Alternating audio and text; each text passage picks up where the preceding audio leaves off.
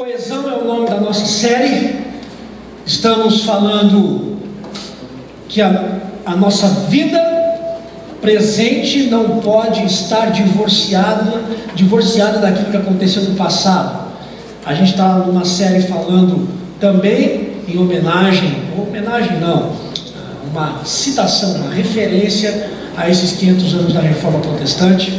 E esse tema coesão é algo que a gente tem que trabalhar um pouquinho. Então, hoje, o que nós somos enquanto igreja também é resultado da tradição e do esforço de muitos irmãos que pagaram muito preço lá no início do século XVI e que até hoje o Evangelho tem sido difundido também por conta também da Reforma Protestante. Então, essa é a nossa série de mensagens falando sobre essa ligação entre a igreja atual e a cisão que teve ali na Reforma Protestante.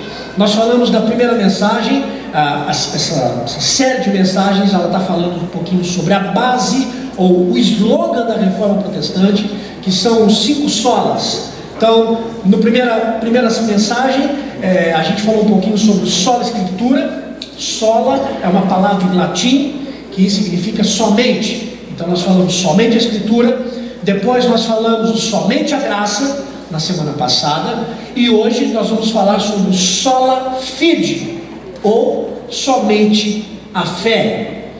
E eu quero convidar você a abrir a sua Bíblia em Romanos, no capítulo 3, versículos de 21 até o versículo 31.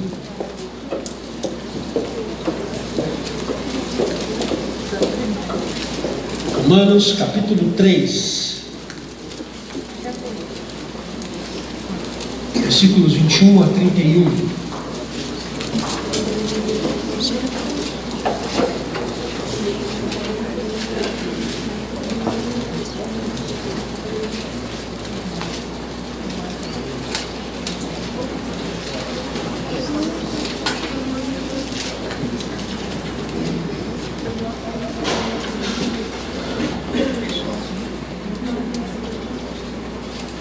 Vamos orar antes de ler a palavra do Senhor. Senhor, estamos com a Tua palavra aberta, mas eu peço que o nosso coração também esteja aberto e que a nossa mente seja aberta pela iluminação do Teu Santo Espírito. Ajuda a gente a entender o que essa palavra tem para o nosso coração hoje. E à medida que a gente for estudando essa palavra, que o Senhor nos ensine a colocarmos em prática o que é viver somente pela fé. Em nome de Jesus eu oro. Amém. Romanos capítulo 3, 21 a 31 diz assim: Mas agora, sem lei, se manifestou a justiça de Deus, testemunhada pela lei e pelos profetas. Justiça de Deus mediante a fé em Jesus Cristo para todos e sobre todos os que creem, porque não há distinção, pois todos pecaram e carecem da glória de Deus, sendo justificados gratuitamente por sua graça, mediante a redenção que há em Cristo Jesus, a quem Deus propôs no seu sangue como propiciação, mediante a fé, para manifestar a sua justiça, por ter Deus, na sua tolerância, deixado impunes os pecados anteriormente cometidos, tendo em vista a manifestação da sua justiça no tempo presente, para ele mesmo ser justo e o justificador daquele que tem fé em Jesus. Onde, pois, a jactância foi de todo excluída? Porque lei de obras? Não, pelo contrário, pela lei da fé. Concluímos, pois, que o homem é justificado pela fé, independentemente das obras da lei. É porventura Deus somente dos judeus? Não é também dos gentios? Sim, também dos gentios, visto que Deus é um só, o qual justificará por fé o circunciso e mediante a fé o incircunciso. Anulamos, pois, a lei pela fé? Não, de maneira nenhuma. antes confirmamos a lei. Amém?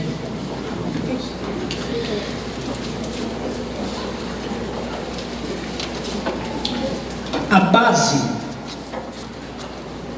base da cisão que ocorreu no século XVI, na Reforma Protestante, tem como base esse solo. A base da cisão que teve no século XVI, lá na Reforma Protestante, tem como base o sola fide.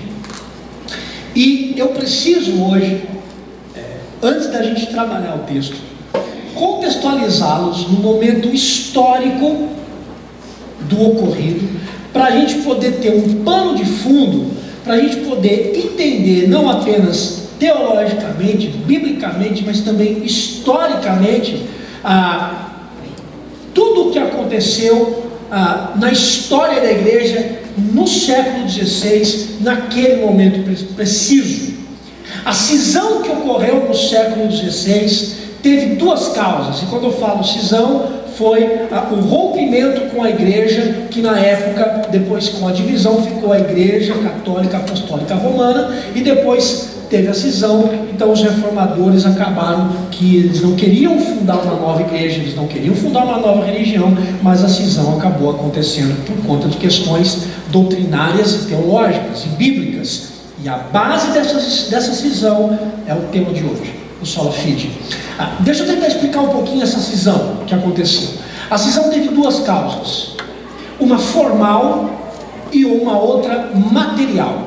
Qual foi a causa formal? A causa formal foi uma discussão intelectual.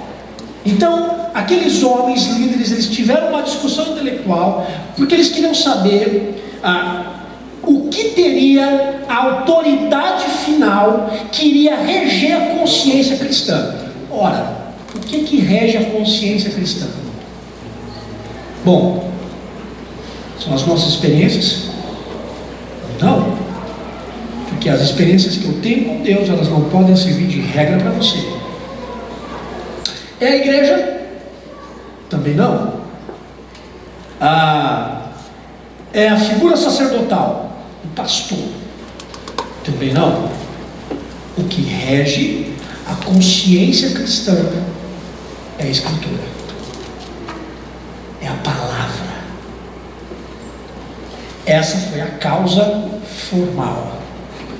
E qual foi a causa material? Dentro da Escritura, qual foi o material que eles elencaram, que eles puxaram para então ter toda a discussão?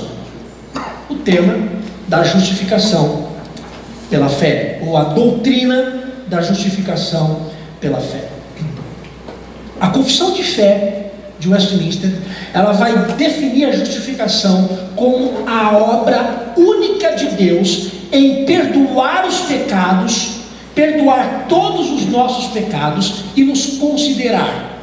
E além de nos considerar, a confissão de fé diz que Ele nos aceita como justos. E Deus só vai nos aceitar como justos mediante a obra da cruz. Mediante a obra da cruz em Jesus Cristo. Esse foi o grande dilema da igreja no século XVI. Algumas pessoas vão dizer assim: bem, então a igreja católica apostólica romana, ela não acredita na fé, porque você teve a cisão. Ela não acredita na graça, ela não acredita em Jesus. Não, isso é uma grande mentira. A igreja católica apostólica romana, ela acredita na fé, ela acredita na graça. Eu preguei na semana passada. Ela acredita também em Cristo. O problema é que eles não acreditam no somente a fé, somente a graça e somente Cristo. E foi aí que deu todo o problema. Para a igreja católica apostólica romana, eles dizem que a fé mais as nossas obras, elas nos justificam. Ela diz que a graça mais os méritos também nos justifica. E ela também diz que Cristo, mas a nossa retidão, também nos justifica. E o discurso é o seguinte: se você cair da fé, ou se você cair da graça, você precisa se rejustificar. E a pergunta é: como é que você vai se rejustificar? Penitência. As penitências, elas são atos para que você venha a se rejustificar quando você cair da graça, quando você cair da fé, quando você tiver pecado. Os reformadores diziam que a única forma de nós sermos considerados justos diante de Deus é em Cristo, somente Cristo. E a ferramenta para que essa justificação aconteça na nossa vida é pela fé. Por isso, os reformadores criaram de alguma forma esses 5 solas, que teve essa cisão para mostrar a diferença daquilo que os reformadores criam e naquilo que as Escrituras estavam dizendo. A ferramenta para que nós possamos compreender a doutrina da justificação é pela fé. E essa discussão toda do século XVI, ela não pretendia apenas discutir as diferenças dos dogmas. Não. O problema da discussão do século XVI é que ela tocava num ponto fundamental da fé cristã. Ela tocava no coração da fé cristã. Sabe por quê? Porque ela destinava a responder uma pergunta muito importante e uma pergunta muito profunda para nós nessa noite. Sabe qual é a pergunta? Que a palavra ou a discussão tentava trazer para nós, de onde que ela tocava. A pergunta é a seguinte: como pode uma pessoa injusta sobreviver ao julgamento de um Deus santo e justo? Eu vou repetir. Como pode um injusto sobreviver ao julgamento de um Deus que é santo e de um Deus que é justo? O que precisa ficar logo de claro para nós é que todos nós nascemos injustos. Todos nós nascemos injustos. Não há um justo sequer.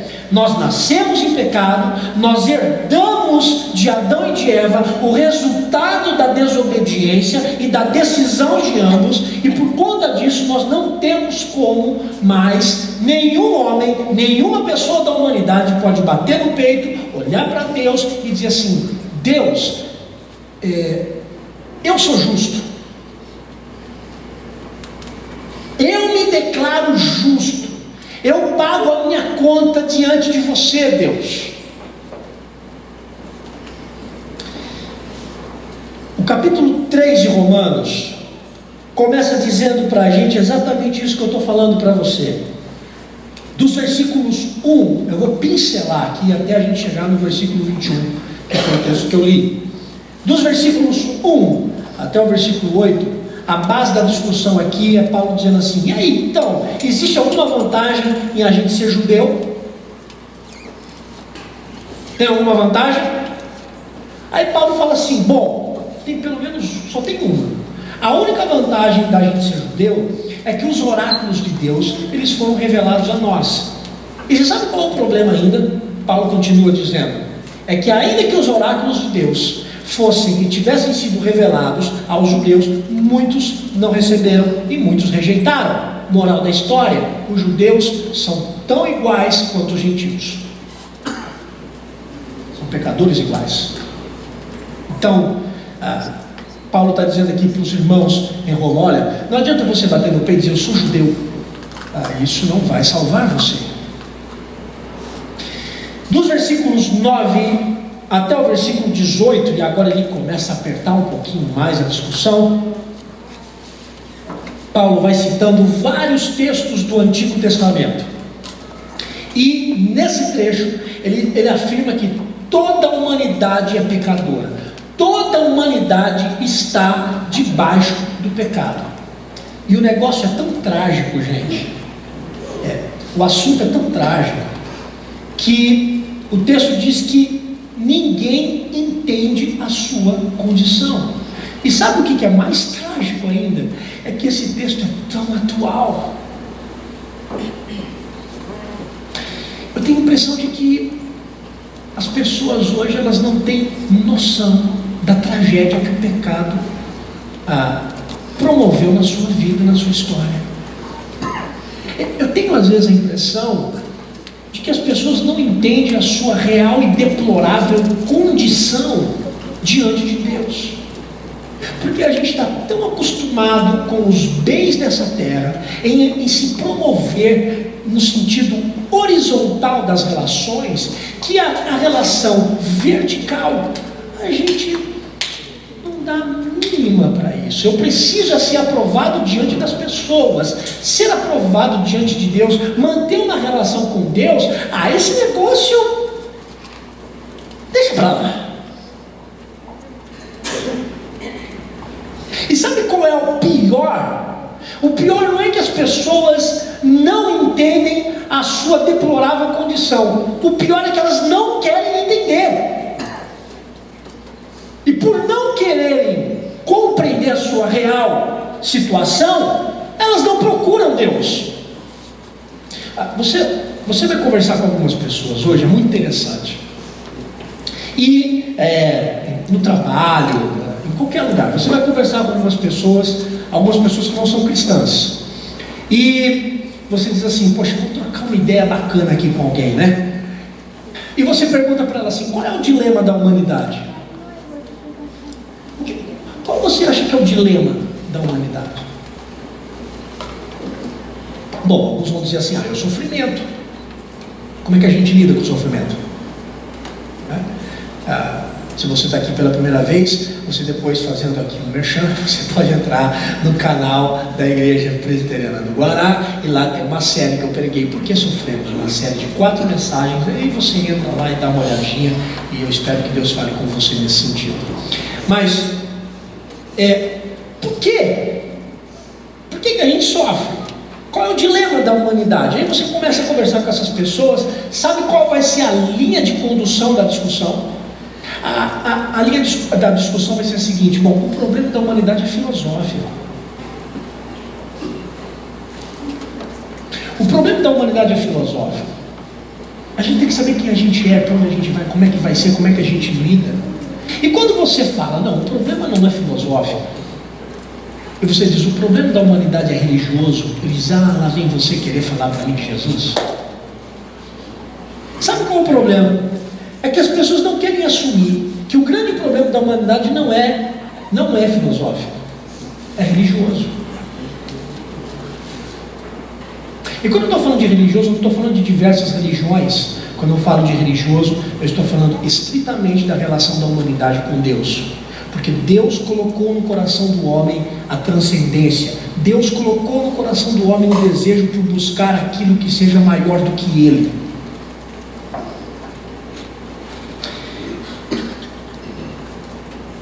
Eu tenho a impressão de que esse texto é tão atual, porque as pessoas não entendem a sua condição, não estão tentando entender que o seu problema é um problema religioso, é um problema com Deus, e não estão nem um pouquinho interessadas em resolver os seus problemas com Deus. E sabe o que é que Paulo diz nesse versículo? Dos versículos 9 a 18, ele diz, não tem ninguém que busque a Deus.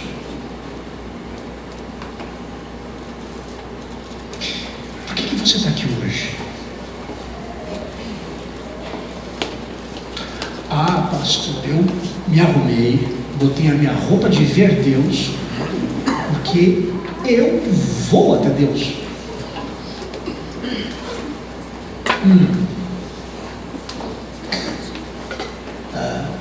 Não. Você está aqui porque Deus chamou a atenção do seu coração. Então você respondeu a essa chamada em obediência e contrição. Reconhecendo a sua real condição, você vem para cá, entendendo que aqui é um bando de pecador e que todos nós, a começar aquele que está atrás do púlpito, necessita da graça de Deus e do Evangelho para continuar a viver nesse mundo caído e sofrido. É por isso que você está aqui.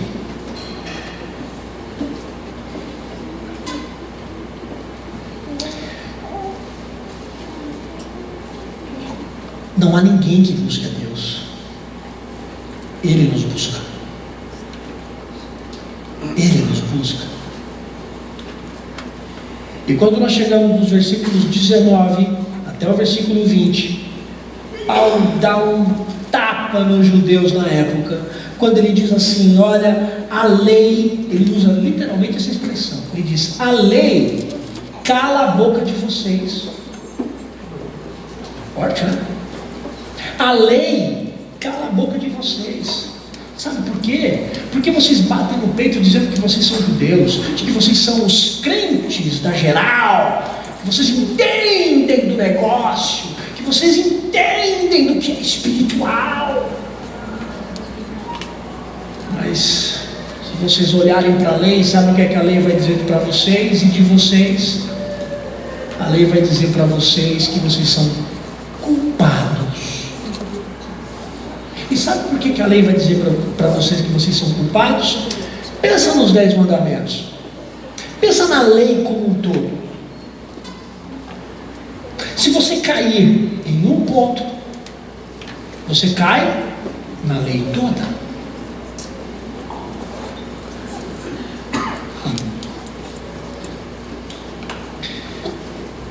Eu acredito que aqui nunca, acho que a gente nunca cobiçou nada do outro.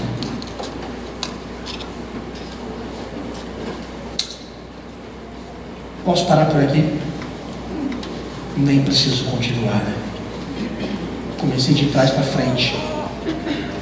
Porque se eu também pegar o primeiro, também não passa ninguém. Não ter outros deuses diante de Deus necessariamente, diante de você, necessariamente não é você pegar um poste ídolo e adorar. Eu vou adorar essa jarra. Ela é bonita. Ela segura a água. Ela mata a minha sede. Eu vou adorar essa jarra. Isso. Pode ter outros ídolos no seu coração, não são físicos. Na verdade, Paulinson, quando escreve sobre idolatria, ele diz que todos os ídolos que nós criamos servem a um maior. Sabe como é que chama o grande ídolo da nossa vida? Nós mesmos. Se você não morrer para você, não há como viver pela fé em Cristo Jesus.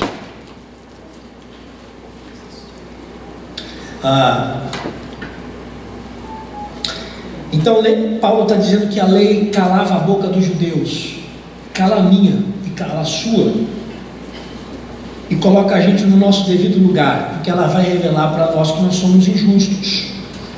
E no versículo 20, Paulo diz: visto que ninguém será justificado diante dele por obras. Então nós temos aqui duas verdades arrasadoras. Duas verdades arrasadoras. A primeira: todos nós somos injustos.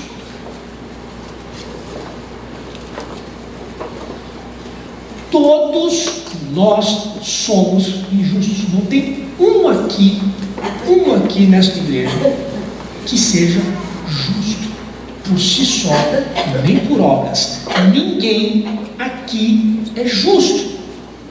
Segunda verdade arrasadora: nós não vamos conseguir nos justificarmos diante de Deus fazendo coisas boas.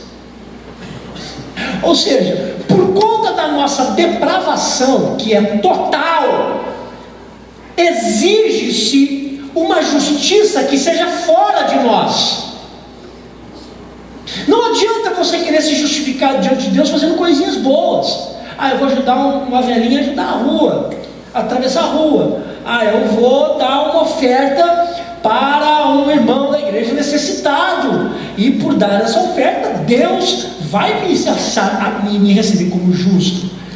Eu vou limpar o piano da igreja para ficar bonito, eu vou arrumar aqui, ornamentar a mesa da ceia do Senhor. Então, quando eu faço coisas boas, Deus então aceita como eu sou e me dá uma coroa de glória e me diz: muito bem, meu filho, agora você está justo porque você fez coisas boas. Não,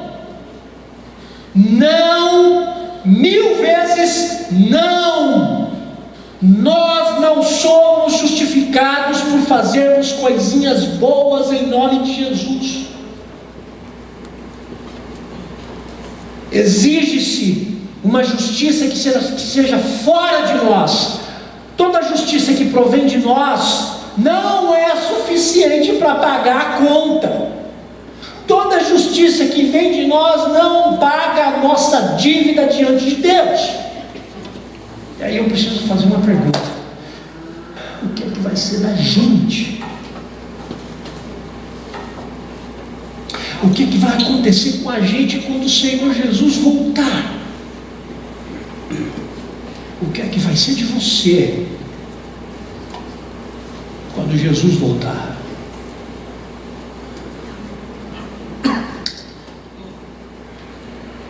O que é que vai ser de você quando Jesus voltar e julgar a terra? Eu preciso dizer que injustos não entram no reino dos céus. E agora? Se injustos não entram no reino dos céus, só vai ter a Trindade Santa lá.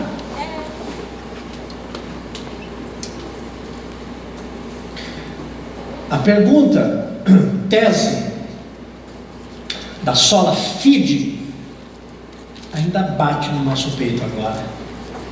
Como é que eu e você, injustos, vamos escapar do julgamento de um Deus que é justo e que é santo? O que é que vai ser de nós quando Ele nos julgar? Versículo 21. Oh, que conjunção adversativa maravilhosa, quando ele começa no versículo 21. Mas, que estava me dando agonia do capítulo 1, do capítulo 2 e início do capítulo 3 de Romanos. Meu Deus, e agora? E agora? Quem poderá nos defender? Porque até o Chapolin Colorado vai estar nessa também.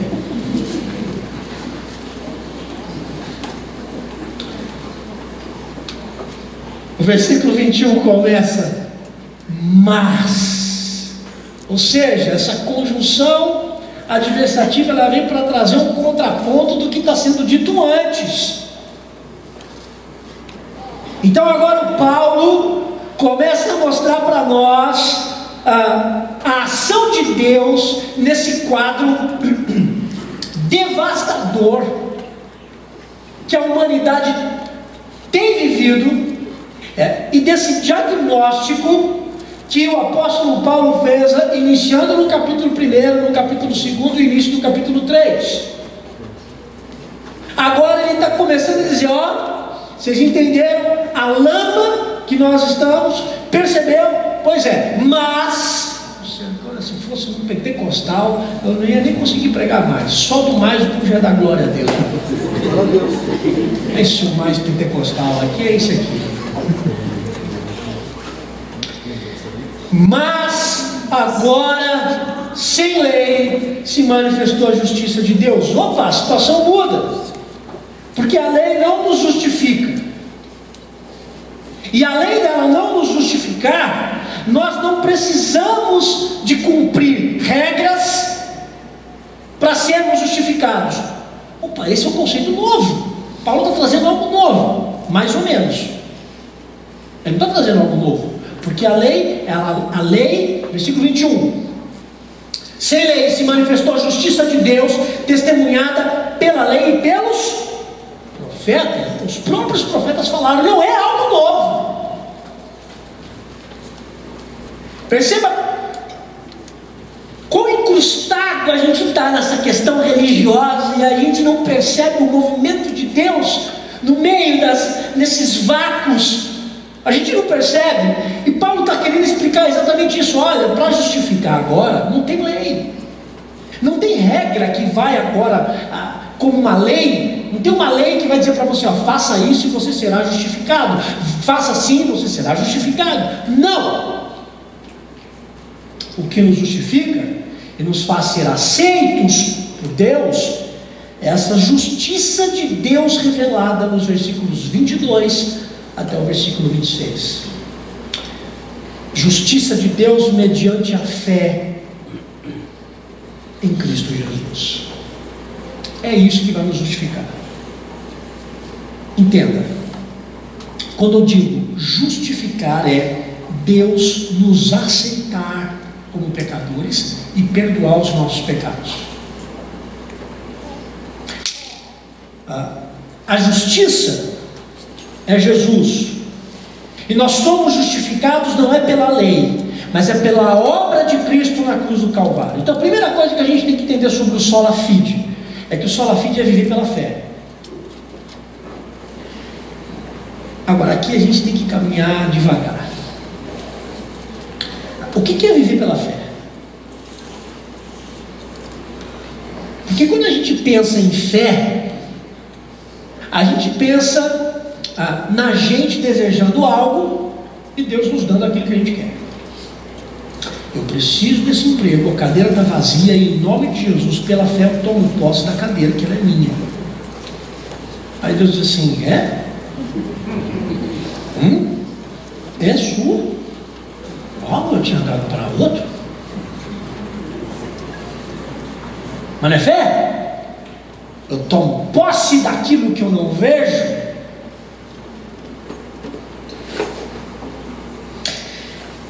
Existe uma faceta da fé que ninguém vai conseguir explicar esse negócio, porque é mistério.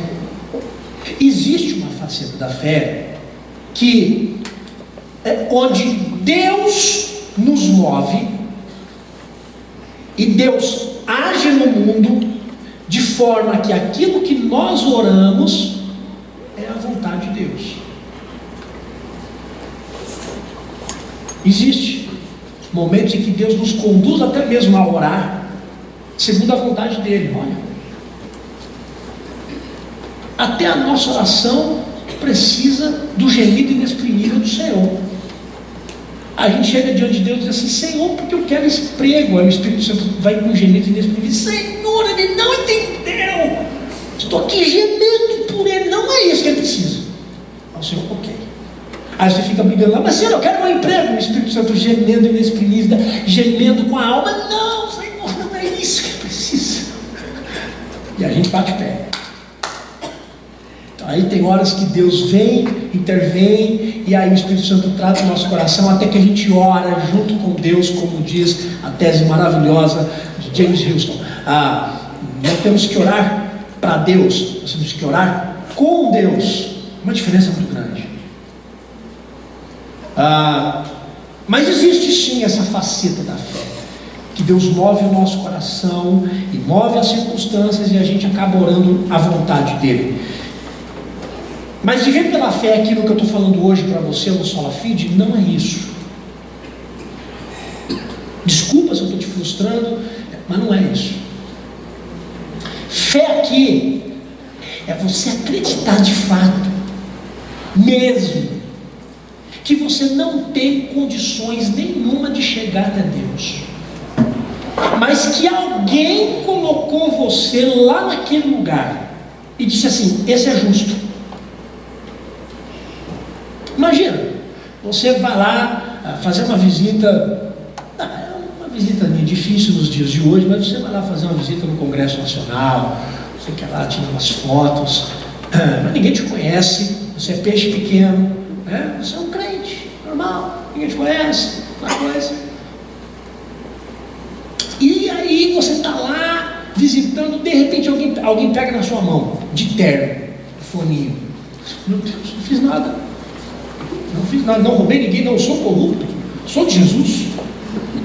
Essa pessoa pega você pela mão e vai levando, vai levando, vai levando. E você diz, meu Deus, onde é que essa pessoa vai me levar? De repente, quando abre a porta, coloca lá dentro, fecha. Quando você olha, você está diante de quem? Do nosso querido presidente.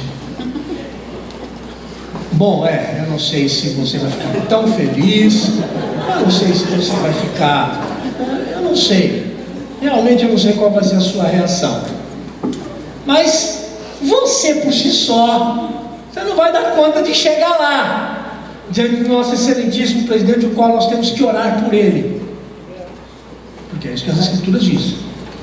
É fácil a gente dar porrada, é fácil a gente criticar demais. Talvez seja a hora da gente dobrar o joelho e orar todos os dias por ele, pela nossa nação, para Deus fazer alguma coisa. Mas Deus está fazendo. Às vezes a gente que não percebe. Mas esse é assunto para outra série, a qual eu quero ficar bem distante dela.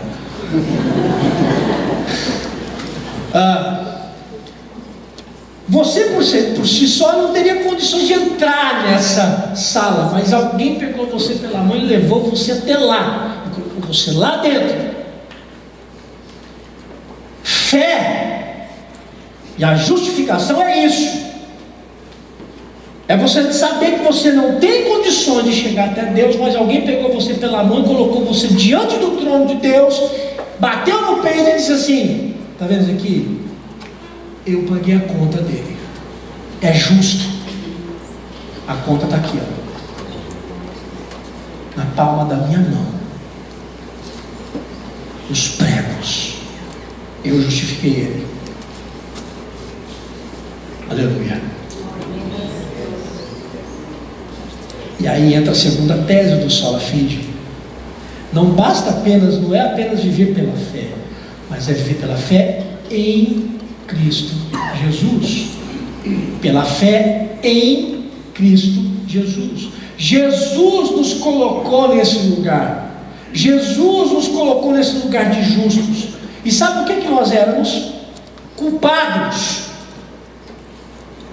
Crer que Jesus me tornou justo diante de Deus. E como é que Jesus me fez justo diante de Deus? Na cruz.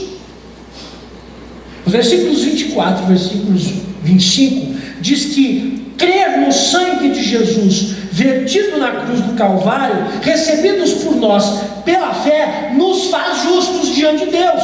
Somos justos pelo sangue de Jesus. Não somos justos porque fazemos coisas boas. Somos justos pelo sangue do Cordeiro, pela fé. O que isso faz na nossa vida? Faz algo milagroso. O sangue de Jesus, recebido pela fé, nos inocenta. Sabia que você é culpado? Sabe o que é que você merece de Deus? Juízo. Sabe o que é que nós merecemos de Deus? Inferno. Sabe o que é que nós merecemos de Deus? Separação eterna.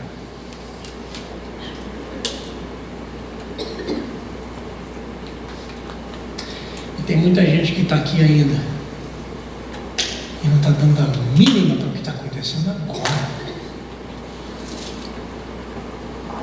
É mais uma oportunidade que você perde. E eu não sei se você vai ter o amanhã. Eu sei que você tem o agora. O sangue de Jesus nos inocenta. Cristo inocenta o culpado. Eu e você. Lindo, né? Não é lindo? É lindo, eu concordo. Não é uma pergunta retórica para pegar vocês, não. É lindo. Mas se fosse só inocentar, seria injusto. Sabe por quê? Porque todo pecado tem que ser pago. Todo culpado tem que pagar por aquilo que fez. Alguém tem que pagar. Alguém tem que pagar a conta. O problema é que essa culpa não era diante do tribunal dos homens. Essa culpa era diante do tribunal de Deus. Jesus pagou no nosso lugar. Sabe o que é a imagem da cruz? Eu vou dizer para você o que é a imagem da cruz. A imagem da cruz é um inocente pagando pelos culpados. E vou dizer mais. Tem gente que fala assim: não, mas a cruz era para mim, para você. Tá, a cruz era para você. Você teria condições de pagar? Teria condições de pagar a sua dívida, vertendo o seu sangue lá na cruz? Você não pagava nem a sua conta, vai querer pagar a minha? Você não consegue pagar nem os seus pecados, vai querer pagar o pecado do Vila? Meu irmão, você está enrolado.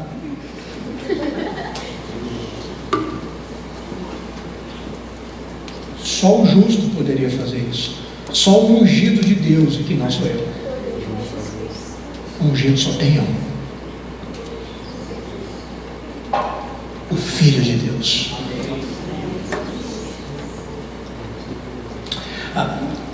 Alguém tinha que pagar. A cruz é o inocente pagando pelo culpado. Mas alguém diz assim: pô, mas isso é injusto. Eu tinha que pagar essa dívida. Bom, se você ainda diz que você tinha que pagar essa dívida, isso mostra que você ainda não vive pela fé. Porque você acha que você pode conduzir a sua vida sem Deus. Você acredita que as suas obras te inocentam diante de Deus. Eu não chamaria o ato de Jesus na cruz do Calvário de injustiça. Eu chamaria de um amor que nós não compreendemos.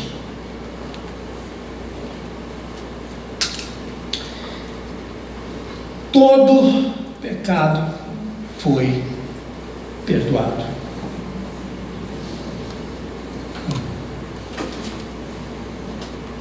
E isso precisa ficar muito claro. Se você vive pela fé, se você abraçou a fé em Cristo Jesus, e se você abraçou o que Ele fez por você na cruz do Calvário, então todo o seu pecado foi perdoado. E quando eu digo todo, é todo. Aleluia. Inclusive os pecados do seu passado. Sabe o que é que a cruz faz? A cruz tira de nós a culpa que muitos carregam pelos erros cometidos no passado. A cruz nos tira dos fardos do passado. A cruz cura as feridas que a culpa na alma carrega. E as feridas que agora estavam sobre nós, que era para ser para nós, estavam sobre Ele. Porque Ele carregou a nossa culpa e o nosso fardo.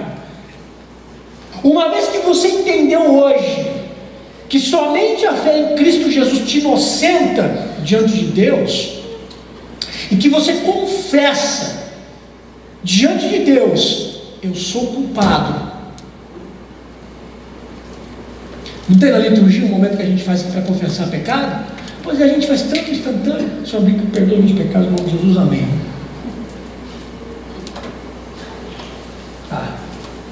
Quais pecados, cara pálida?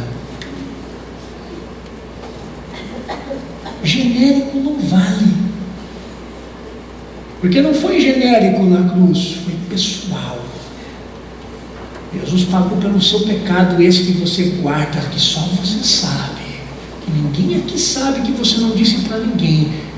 Ele sabe. Porque lá na cruz Ele carregou essa dor. Se você entendeu que a cruz de Jesus e o seu sangue vertido justificou, e você abraçou isso pela fé, não carregue mais culpa. Ai, mas eu fiz isso no passado. Você fez, o sangue de Jesus te lavou.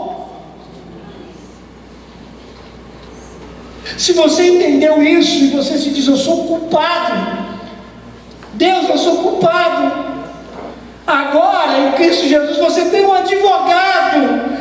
E você diz assim para Deus: eu sou culpado. E Jesus diz assim: é verdade, mas eu paguei a conta dele. Ele é livre.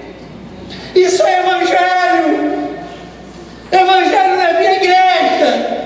Evangelho é ser livre. Livre do jugo, livre do fardo. Religião não traz liberdade. Religião te oprime. Evangelho te liberta. Evangelho te faz justo. E evangelho tem nome. Evangelho é Jesus. Evangelho não é igreja. Evangelho é Jesus. Evangelho não é mais nada senão Jesus. Só Jesus. Só Jesus.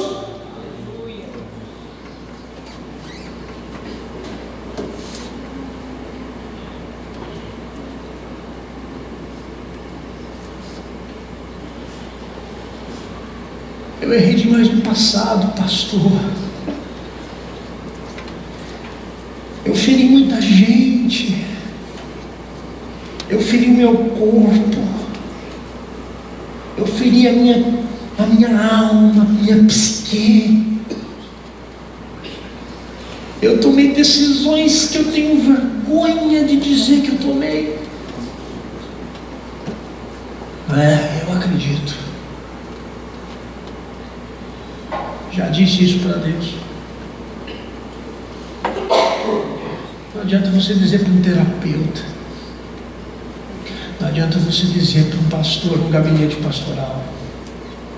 Você precisa dizer para aquele que vai pagar a sua conta e vai te justificar. E quando você disser, sem palavras e com lágrimas, o Senhor lhe dirá: eu paguei a sua conta.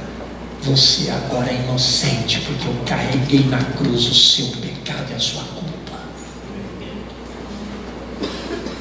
Você não precisa mais ficar com medo, porque o único que poderia pagar a sua dívida diante de Deus o fez. O único que poderia nos fazer justos nos fez. Na cruz Ele pagou os nossos pecados. Você não precisa mais se martirizar. Você não precisa mais de penitência. Foi pago. Todos os nossos pecados foram pagos. Livres. Vida nova. Em quem crê em Cristo, crê pela fé. Agora saiu de culpado para inocente. E crer pela fé é você abrir mão das obras e abrir mão da lógica, porque salvação não tem lógica. Não há lógica na salvação. Sabe o que se tem na salvação? O que se tem na salvação é salvação, ponto final. A salvação é sermos inocentes pelo sangue de Jesus. E como culpados que se tornam inocentes, esses inocentes agora dedicam toda a sua vida em favor daquele que se tornou culpado em seu lugar. Isso é viver pela fé. O sola fide me leva a viver agora pela fé no Filho de Deus que me salvou e que pagou toda a minha dívida. A sola fide me ajuda agora a viver como inocente e consagrar minha vida àquele que tomou o meu lugar e se fez culpado no meu lugar.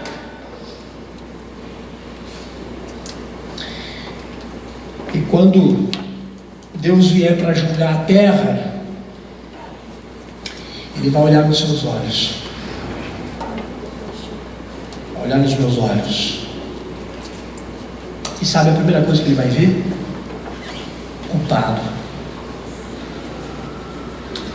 Mas quando Ele olhar direito novamente para nós, sabe o que é que Ele vai ver? Ele vai ver que sobre nós está o sangue do Cordeiro. E o sangue do Cordeiro, aos olhos de Deus, nos faz agora inocentes, porque o sangue de Cristo está sobre nós. Ele nos comprou e nos fez filhos. É pela fé. Você não precisa fazer nada. Aliás, você tem um compromisso com aquele que se tornou culpado em seu lugar. Qual é o resultado da sola fide na nossa vida? 2. E aí, para a gente terminar, versículos 27 a 31. Primeiro resultado da sola fide na nossa vida: a gente descobre que andar com Deus não é porque a gente é bonzinho. Já falei aqui. Versículo 27 diz: onde, pois, a jactância?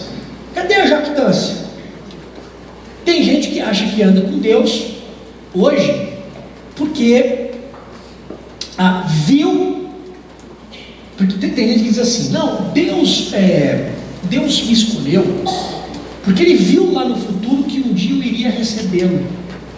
Não, porque se fosse assim, você teria o controle de tudo. Não, Deus chamou você porque Ele chamou. Deus foi ao seu encontro porque Ele decidiu ir ao seu encontro. Não é porque Ele viu lá: eu vou chamar o Vila. O Vila, né, miserável, pecador, mas ele vai querer me servir, vai querer ser pastor, então eu vou chamar ele. Quem está no controle? Deus ou o homem? O homem. Deus olhou para mim e disse assim: o Vila, miserável, pecador, não sai nada dali. Eu vou ao encontro dele. E quando Deus veio ao meu encontro, Ele transformou minha vida, é por isso que eu estou aqui hoje. Paulo está dizendo: onde é que está a jactância? E ele diz: foi de todo excluída. Sabe o que significa jactância? Glória humana.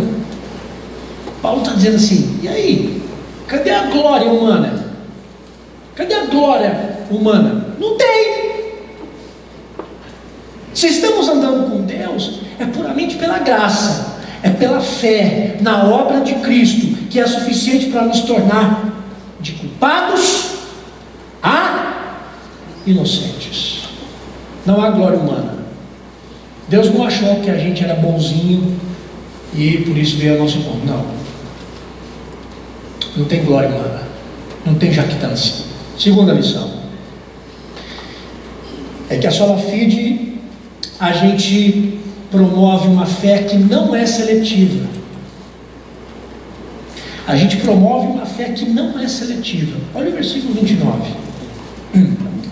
É porventura Deus somente os judeus? Paulo está falando assim: e aí, agora Deus é só nosso, propriedade nossa? Ele responde: não é também dos gentios? Opa! Sim, também dos gentios. Paulo está dizendo aqui que pela fé, não apenas judeus, mas também os gentios. Quem são os gentios? Todos aqueles que não eram judeus. A fé sai dos judeus e se estende para todos. E agora todas as nações podem desfrutar da inocência que Deus promove em Cristo Jesus, transformando culpados em inocentes pelo sangue do Cordeiro. A fé não é seletiva. A fé não é para você que acha que tem que ser gente parecida com você. A fé não é para você que acha que só porque nasceu na IPB está salvo e pronto, acabou. A fé não é para você que acha que nasceu em berço evangélico e porque é evangélico agora é salvo. A fé é para aquele que pensa diferente de você. A fé é para aquele que viveu uma vida longe do Evangelho, cheio de traumas, cheio de vergonhas. A fé é para ele. Nós devemos promover uma fé que acolhe. E quando eu penso nisso, eu faço uma pergunta para mim todo dia, quando eu venho para cá: que tipo de igreja a gente quer ser? Que tipo de igreja a gente quer ser? A gente tem que ser uma igreja que recebe todo mundo. A gente tem que ser uma igreja que recebe o mundo. E isso implica em acolher, e implica em receber qualquer pessoa e mostrar para ela que Jesus é o único que pode tornar essa pessoa inocente. A igreja não inocenta ninguém. A igreja não inocenta você, só Jesus. Eu quero concluir com o último verso desse texto que nós trabalhamos, versículo 31. Abra aí a sua Bíblia. Anulamos, pois, a lei pela fé? Não, de maneira nenhuma. Antes, confirmamos a lei. Até agora a gente está ouvindo que a lei não nos justifica, é pela fé. Ok? É isso mesmo. Parece que Cristo tira a gente debaixo do jugo da lei e nos coloca para onde? Na graça. É isso mesmo. Mas Ele não fez só isso. Quem acha que Jesus tirou a gente do jugo da lei e nos colocou só debaixo da sua graça, ainda não entendeu o escopo total do Evangelho. Ele nos tira da lei, nos coloca na sua graça, e agora tem um segundo movimento. Versículo 31 diz: anulamos, pois, a lei pela fé? Não, de maneira nenhuma. Antes, confirmamos a lei. Sabe qual é o segundo movimento? Depois da graça ele faz assim: agora eu volto você para a lei.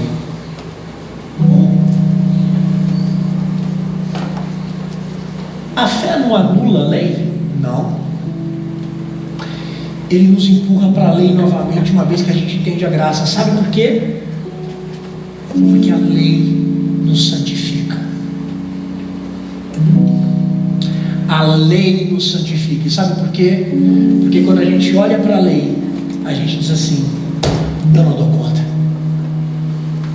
Eu não consigo por mim mesmo viver esse negócio. E aí a graça está sobre nós e diz assim: mas a minha graça está sobre você. Eu ajudo e capacito você a viver. E se você falhar em algum ponto, eu perdoo você, mas eu te empurro para a lei, para você não viver essa graça barata, de uma vez salvo, agora estou salvo, estou resolvido, posso viver a minha vida regalada, posso fazer o que eu quiser. Não! Você vai evidenciar a sua salvação, porque Cristo te tira do jugo da lei, te traz para a graça, mas te empurra de volta para a lei, dizendo assim: vai crescer em santidade agora.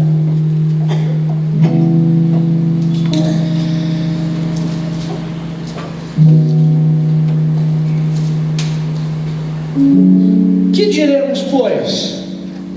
Permaneceremos no pecado, para que seja a graça mais abundante? Vamos pecar? Vamos pecar bastante, porque se a gente pecar bastante, o que vai acontecer com a graça? Vai superabundar. É isso? Permaneceremos no pecado para que seja a graça mais abundante? Romanos capítulo 6, agora versículo 2: de modo nenhum. Como viveremos ainda no pecado nós, os que para ele morremos? A sola fide me ensina a viver a morte para o pecado, porque ela me empurra de volta para a lei. E quando eu olho para a lei, eu vejo: eu sou pecador e eu preciso me santificar. Como viveremos ainda no pecado nós, os que para ele morremos? Ou porventura ignorais que todos nós que fomos batizados em Cristo Jesus, fomos batizados na sua morte? Fomos, pois, sepultados com ele na morte pelo batismo, para que, como Cristo foi ressuscitado dentre os mortos pela glória do Pai, assim também nós andemos em novidade de vida. Se com ele morremos, com ele ressuscitamos e viveremos. Aleluia. Pela fé no Filho de Deus, eu sou vencedor. Sabe que dá para a gente cantar esse cântico? A gente consegue cantar sem treinar, no pulo. Agora eu quero ver. Pela fé eu creio. No sola fide, a gente consegue cantar. Pela fé no Filho de Deus, eu sou vencedor. Cristo é o nosso exemplo. Calma. A fé está grande. Cristo é o nosso exemplo de santidade. E se pela fé no Filho de Deus a gente caminha, na semana que vem, a gente vai compreender os solos Cristos somente. Vamos ficar em pé? Vamos cantar isso sem treino.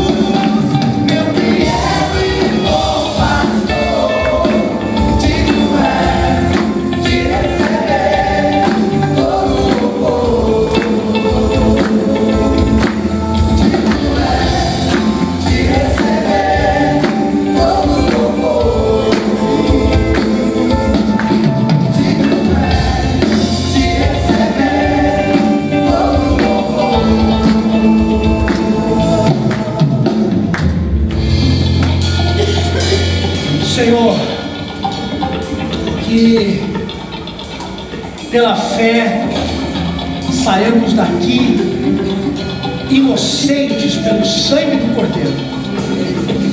Se há alguém aqui nessa noite que ainda é culpado diante do Senhor, que nessa noite haja salvação, que o sangue do Cordeiro possa tocar, que o Senhor possa tocar em cada vida. Nós te louvamos, porque o Senhor nos fez inocentes e assumiu a nossa culpa. Eu peço, Pai, que o Senhor agora nos ajude a viver como inocentes e não mais como culpados. Ajuda-nos a viver como inocentes.